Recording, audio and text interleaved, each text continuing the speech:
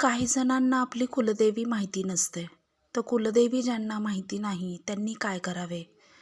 तर ओम श्रीम नमः हा मंत्र आहे.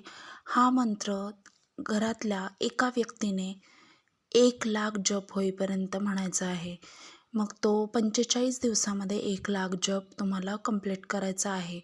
याने काय होईल, तुमची स्वतःहून तुमची कुलदेवी तुमच्या स्वप्नात येऊन दर्शन देईल आणि तुम्हाला कळेल की तुमची कुलदेवी कोणती आहे. तर नक्की करून पहा. याने बऱ्याच जणांना खूप फायदा झालेला आहे. ओम श्रीम नमः हा श्री महालक्ष्मी देवीचा बीजमंत्र आहे. हा मंत्र म्हटल्याने खूप मोठी मोठी कामे होतात. श्रीची कृपा होते. तुमच्या घरामध्ये अन्नधान्यामध्ये वृद्धी होते आणि त्यासोबतच तुमच्या कुलदेवीची कृपा प्राप्त होते. नक्की करा.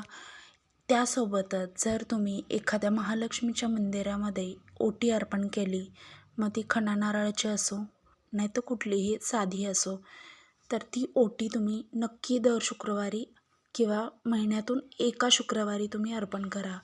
याने तुमच्या कुलदेवी जर तुम्हाला माहिती नसेल तरी ती महालक्ष्मीमार्फत तुम्हाला कळेल. तर नक्की करून पहा. याने सुद्धा खूप जणांना खूप फायदा झालेला आहे. मंत्र लक्षात ठेवा. हा मंत्र खूप प्रभावी आहे.